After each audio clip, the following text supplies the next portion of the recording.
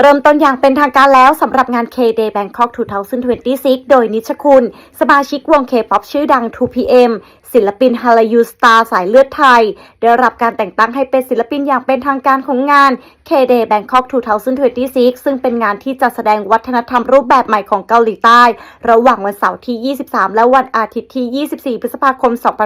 2569 ณ เน็กฮอลล์ชั้น 5 ศูนย์การค้าสยามพารากอนโดยบรรยากาศภายในงานเต็มไปด้วยความคึกคักของเหล่านักท่องเที่ยวและแฟนวัฒนธรรมเกาหลีในไทยที่ตบเท้าเข้ามาสัมผัสกับไฮไลท์สุดพิเศษที่อัดแน่นตลอดงานค่ะ자, 진행하도록 하겠습니다. 오늘 K-Day 행사의 주최의 계기와 이번에 하이라이트가 무엇인지 부탁드릴게요. 네, 주최는 문화체육관광부에서 했고요. 주관 저희 포피스와 공예 디자인 문화진흥원에서 하셨는데요. 한국의 라이프 스타일을 현지에 알리고자 다양한 부분을 산업과 연계해서 알리고자 했고요. 특히 이번 같은 경우에는 패션이 메인 주제이다 보니 그 중에서도 한복이 메인 주제입니다. 그래서 한복 패션쇼를 하이라이트로 봐주시면 좋을 것 같아요. สำหรับงานในครั้งนี้นะครับจัดตั้งขึ้นโดยกระทรวงการท่องเที่ยวและกีฬาของประเทศเกาหลีโดยความร่วมมือกับมูลนิธิส่งเสริมการแลกเปลี่ยนวัฒนธรรมนานาชาติเกาหลีนะครับและก็สมาคมฮันบกของเกาหลีนะฮะซึ่งงานนี้เนี่ยจัดตั้งขึ้นโดยมีวัตถุประสงค์เพื่อที่จะให้ K Lifestyle เนี่ยเป็นที่รู้จักของคนในแต่ละประเทศแล้วก็รวมถึงไฮไลท์ของงานนี้เนี่ยเนื่องจากธีมในครั้งนี้คือK Lifestyle เพราะฉะนั้นได้นำฮันบกซึ่งเป็นชุดประจำชาติของเกาหลีมานำเสนอให้ทุกท่านได้รับชมกันเป็นไฮไลท์ของงานนี้ครับ이번에 행사가 며칠 동안 진행이 되고 그리고 이 행사에 총 몇 가지의 존이 준비가 되어 있는지 소개 부탁드릴게요. 네, 오늘부터 내일까지 이틀 동안 진행되고요. 패션, 그다음에 한복, 그다음에 뷰티, 그다음에 워크룸, 테이스트룸, 기프트샵 해서 총 6개의 존이 준비되어 있습니다. 총 7개의 존이 준비되어 있습니다. สำหรับงาน K-Day ในครั้งนี้จัดขึ้น2วันด้วยกันนะครับซึ่งจะมีทั้งหมด7โซนด้วยกันจะมีโซนของฮันบกโซนของดีไซน์เกี่ยวกับดีไซน์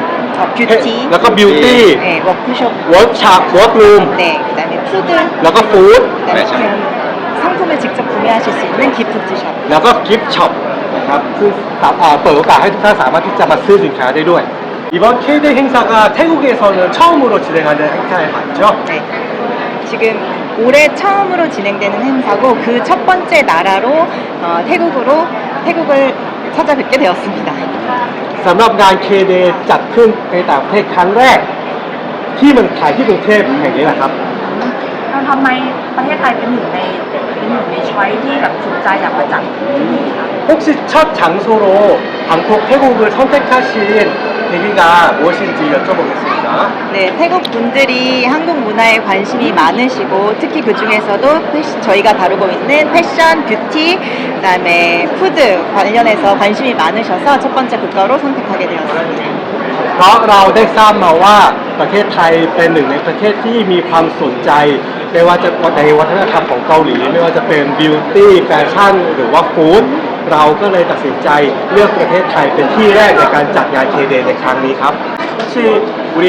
팀장님도 개인적으로 이 한국 문화가 태국에서 많은 사랑을 받고 있다는 내용에 대해서 혹시 사전에 아셨는지 부탁드리겠습니다. 네, 저희 뭐 많은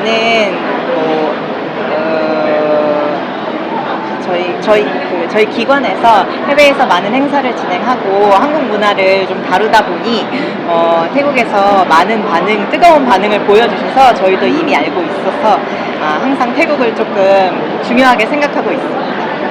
จริงๆหน่วยงานของเรามีการจัดกิจกรรม ในการเผยแพร่วัฒนธรรมให้กับชาวโลกได้รู้จักเนี้ยหลากหลายงานก่อนหน้านี้ แล้วก็ทุกที่ที่ไปเนี่ยก็จะได้รับทราบข้อมูลต่างๆถึงผู้เข้าร่วมชมหรือว่าผู้ที่ให้ความสนใจเกี่ยวกับวัฒนธรรมนี้เพราะฉะนั้นประเทศไทยเนี่ยเป็นหนึ่งในประเทศที่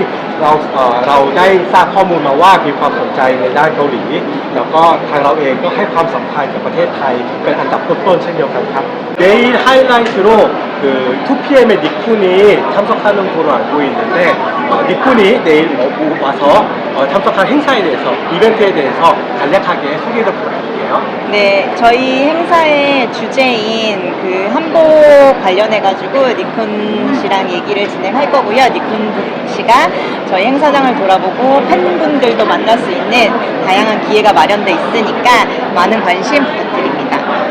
พรุ่งนี้คุณนิชคุณจะมาเข้าร่วมงาน ซึ่งภายใต้คอนเซปต์ของงานนี้ก็คือเรื่องของแฟชั่นเรื่องของฮันบกเพราะฉะนั้นหลักๆคุณนิชคุณจะมาพูดคุยเรื่องเกี่ยวกับฮันบกนี้ แล้วก็ในขณะเดียวกันจะเป็นโอกาสที่จะเปิดโอกาสให้กับแฟนๆของ 2PM คุณนิชคุณเนี่ยสามารถที่จะมาพบปะกับคุณนิชคุณในวันพรุ่งนี้ด้วยครับฮันบก문화가 이 전 세계의 사람들의 일상생활에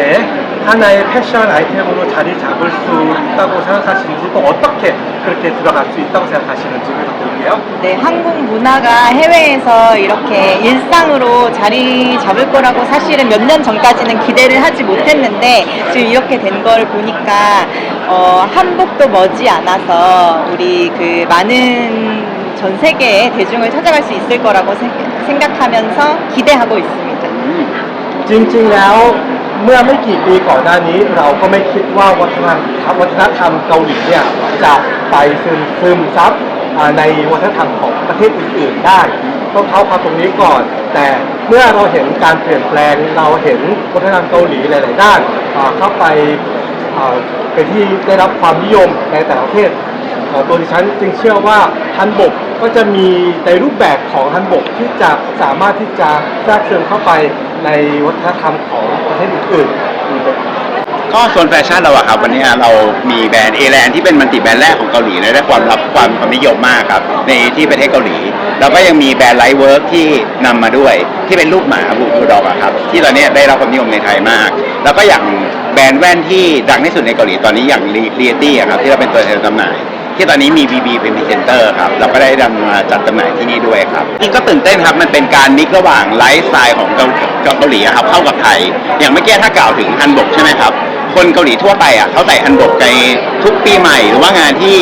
ช่องทูสอกอะไรพวกเนี้ยครับแล้วก็งานแต่งงานเขาใส่กันเยอะอยู่แล้วถ้าเกิดใครมางานเนี่ยก็สามารถมาร่วมใส่แล้วก็รวมซึมซับกันได้ครับ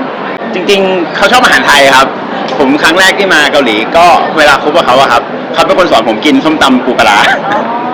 อาหารไทยค่อนข้างอร่อยมากแล้วก็พวกแกงส้มอะไรเงี้ยเขาจะคิดว่ารสชาติเหมือนกิมจิชิเกะครับ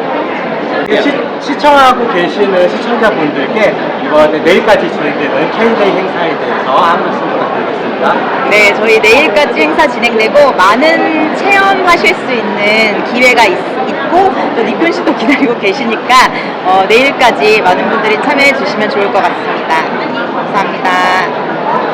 สำหรับงาน K-Day จะจัดถึงพรุ่งนี้นะครับแล้วก็ในงานเนี่ยมีประสบการณ์หลากหลายรูปแบบที่ผู้เข้าชมสามารถที่จะมาสัมผัสได้ด้วยตัวเองเพราะฉะนั้นขอให้ทุกท่าน